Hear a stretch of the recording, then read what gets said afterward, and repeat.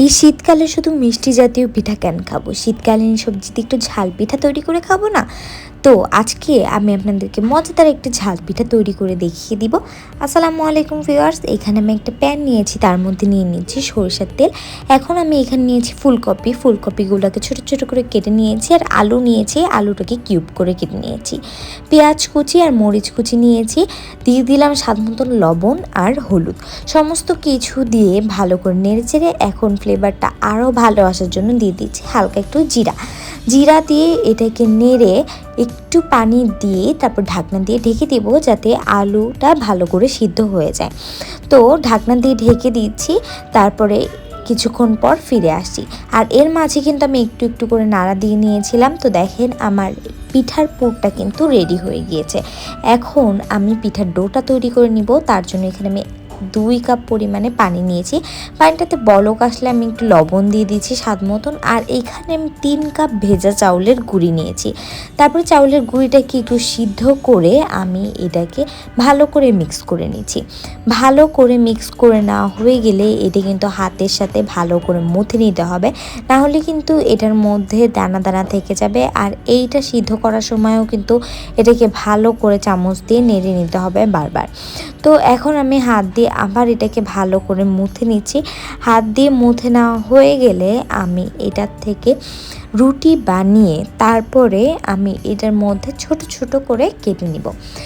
তো এখন আমি একটা লেচি নিয়ে নিয়েছি, আর লেচিটাকে এখন আমি একটা রুটি করে নিচ্ছি। তো রুটিটা বেশি পাতলাও হবে না, আবার বেশি মোটাও হবে না, রুটিটা এরকম কোয়ালিটি একটু হবে। আর এখন আমি একটা স্টিলের মগের সাহায্যে এভাবে গোল করে কেটে নিচ্ছি। তো এখন গোল করে কাটা হয়ে যাওয়ার পরে আমি যে পুরটা রেডি করে রেখেছি সেই পুরটা দিয়ে এখন আমি পিঠাটা তৈরি করে নিব। তো এই পিঠাটাকে আমি পাকান পিঠার মতন শেপ দিব, মানে এটা হবে ঝাল পাকান পিঠা। তো এইভাবে দুই পাশের মুখটা হাত দিয়ে এভাবে মেরে দিয়ে তারপরে আমি একটা কাঁটা চামচের সাহায্যে এভাবে চারপাশে মেরে দিচ্ছি, তাহলে কিন্তু ডিজাইন হয়ে যাবে, দেখতেও সুন্দর লাগবে। তো আমি আরেকটা পিঠা সেম প্রসেসে বানিয়ে দেখিয়ে দিচ্ছি। আর এখন যেহেতু শীতকালে ভ্যারাইটি রকমের সবজি পাওয়া যায়, সেহেতু কিন্তু আপনারা ফুলকপি বা আলুর বদলে অন্য আরও অনেক সবজি দিয়েও এই পিঠাটা তৈরি করে নিতে পারেন। তো দেখেন আমার সমস্ত পিঠা তৈরি হয়ে গিয়েছে।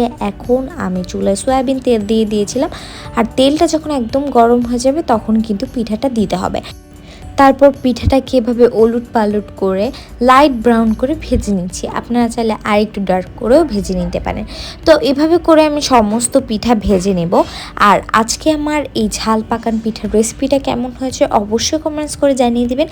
ভালো লাগলে একটা শেয়ার করে দিবেন। আর অবশ্যই একবার হলেও আমার দেখানো সেম প্রসেসে এই ঝাল পাকান পিঠাটা তৈরি করে খাবেন। এটা খেতে কিন্তু অনেক বেশি মজার হয়। আর এইটার উপরের লেয়ারটাও কিন্তু অনেক বেশি ক্রিস্পি হয়, যেহেতু এটা চালের গুঁড়ি দিয়ে তৈরি, এই কারণে এটা আরও বেশি মজা লাগে খেতে। তো এই পর্যন্ত সবাই ভালো থাকবেন, সুস্থ থাকবেন, নতুন রেসিপি নিয়ে আবার হাজির হব। আল্লাহ হাফেজ।